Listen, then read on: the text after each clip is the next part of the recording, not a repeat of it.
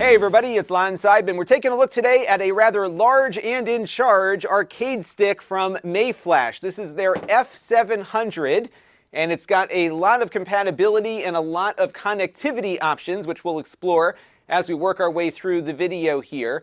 It weighs a ton. It is about 6 pounds or 2.69 kilograms.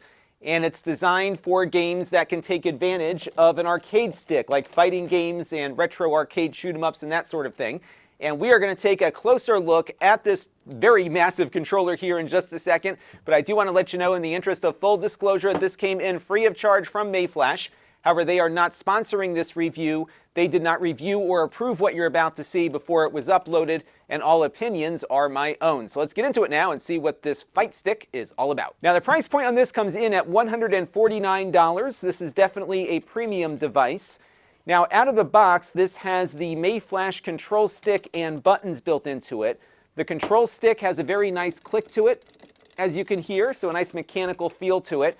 The buttons don't click, but are very well suited for very quick button mashing. They have a pretty shallow actuation point and spring back very quickly. So although they don't push down as deep as I would like, I think for those of you who are playing shoot-'em-ups and other things where you need to be able to shoot your weapons very quickly here or button mash very quickly, you can definitely accomplish that here given the shallow travel time of these buttons. Now, all of these controls can be swapped out with Sanwa controls. That includes the stick here along with the buttons, and you can see what it looks like inside of it here. So you do have some options to customize this if you want. Additionally, you can actually customize the background of the controller itself, because this acrylic piece on the top is held down by magnets. You can pull it up and print out your own template to go under this thing to personalize it, and they have templates that you can download on their website, which I think is pretty cool. Also in the box is an alternative gate for your controller. You do have to take the old one out by taking everything apart, but if you wanted the octagonal gate here for a little more precise control, depending on the games that you're playing, you can swap that in. It would be great if they could figure out a way to more quickly swap these in and out depending on the game, because I'm often switching between different types of games, and it would be fun to have that as an option. But otherwise, a pretty nice feeling controller here.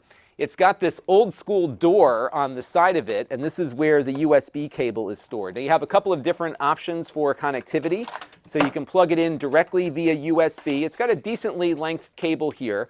Unfortunately, though, you can't use your own cable. The cable basically goes into the controller here, and you have to use what's included. There's also on the door here a 2.4 gigahertz wireless dongle, which you can use instead and have the controller work wirelessly. It's got a big 1,000 milliamp hour battery inside, so you shouldn't run out of battery charge after a few hours of playing, so you've got that as an option, and it can also connect up via Bluetooth. They also have a convenient little nub here on the side of the door, so you can have the cable just stick out of the storage container here for getting the connectivity out quicker. Now on the top, you've got a bunch of controls here, and this is where you set all of the parameters for what you're connecting to. So this dial will allow you to select the platform that you're connecting to, and there are a lot of different platforms it works with. So it works with the Nintendo Switch, with Android, it works with PS4 and PS3, it works with retro consoles. Those include the Sega Mega Drive and Genesis Mini, the Astro City Mini, the SNK Neo Geo Mini, and the Neo Geo Arcade Stick Pro. So that's what the retro setting is there for. It also supports X input and direct input, along with Apple devices too. So it works with just about everything. The PS5 is also compatible. However, it only works with games that support legacy PS4 controllers. So it's a little more limited on the PS5, but it should work across the board on everything. I did test this on a number of devices ahead of shooting this video. That includes my PC, the Mister. I also hooked it up to a PS4, and I was able to navigate around the menus, and I found that there was no compatibility issues whatsoever when I got the dialed in to the right setting there. So very easy to get that set up. On the left side here, you've got a switch which says LS, DP, and RS, and this allows you to set what control this stick maps to. So right now it's in the left stick configuration, which would map to a left stick on a game controller. If I put it down to DP, that is the directional pad, which will map to the D-pad on your controller. and right stick, RS, will map to the right stick on your game controller. Additionally, you can select what connection mechanism you're working on for your game. So you have your 2.4 gigahertz here, USB in the middle, and Bluetooth at the bottom here. Now, if you want to do some trash talking while you're playing Street Fighter 2, they do have a headset jack on here. This will work on the X input setting for PCs and other devices that support audio communication over X input. Additionally, it supports the PS4 and the PS5, but not the other systems. Also, this works only on the 2.4 wireless with the dongle or USB, but not with Bluetooth. But still kind of fun to have that built in as well. Up here, you've got a bunch of buttons for different things depending on the system. So for example, on many systems, if you push the button here, it'll do a screen capture. On the PlayStation systems, this will do your touchpad button push there. The home button works pretty much the same across all platforms there, along with your start button here. And then, of course, they've got all of your controls mapped out depending on system with the button layout here. They don't have any software for configuring the buttons. We've seen that, of course, on some of the other game controllers we've looked at recently, but you can, of course, map the controls inside of your individual game. Now, gameplay on this felt great. I hooked this up to my Mister a little while ago and played some arcade games. This, of course, is the original Teenage Mutant Ninja Turtles arcade, one of my favorite games of all time, and it really brought me back to 1989 at my Dairy Queen, having some nice precise arcade controls at my fingertips here. Took a little bit of getting used to, actually, because I've been playing it on game controllers for so long, but the game performed great. No latency that I could detect. I'll talk more about latency in a few minutes with some of the testing that I did.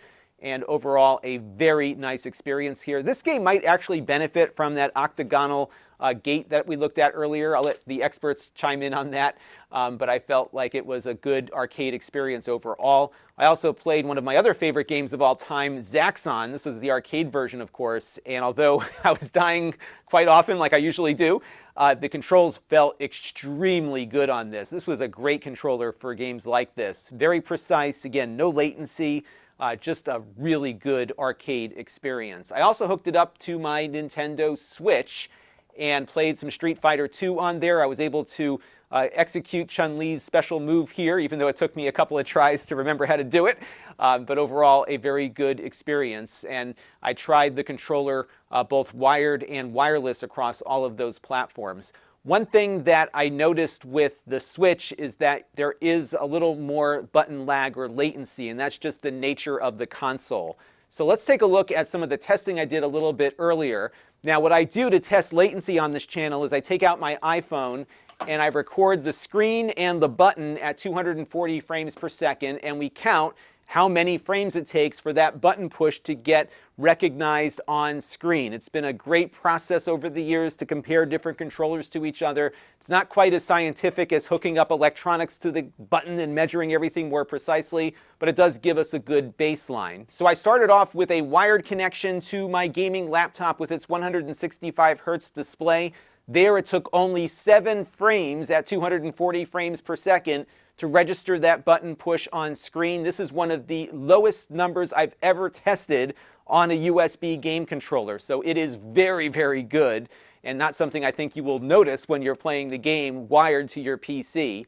Hooking it up via the wireless 2.4 dongle only added about 3 or 4 frames to the mix, so not a huge penalty for using the wireless dongle on this.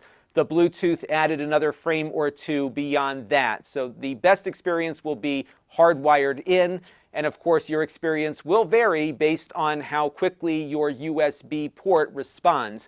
My advice would be to plug this in directly to your computer and not work through a hub, which will add additional latency. Now on the Nintendo Switch, we got 18 frames, more than double what we saw on the PC. And that is likely due to just the hardware on the Switch itself. This score is actually very similar to what I got with the Nintendo Pro controller. There wasn't much of a wireless penalty here, so the lag is about the same whether you hook up directly or go in via Bluetooth. But still, the Switch is not great for twitchy arcade games. My Switch was a release week Switch, so it's possible the newer ones are a little better when it comes to latency. Hopefully the Switch 2 will improve things a bit.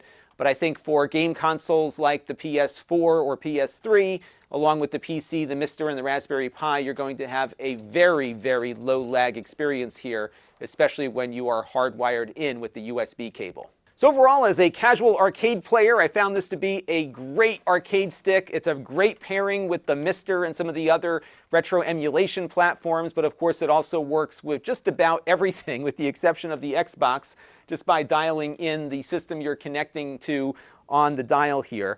I like that the controls are replaceable. So for example, if you don't like the fact that you can spin the stick here, they can let you put in your own Sanwa stick or something to improve that situation. You can swap out the gates, you can put your own buttons in. A really nice platform here to work with, and a very solid product, a very heavy one from Mayflash. That will do it for this one. Until next time, this is Lon.TV. Thanks for watching.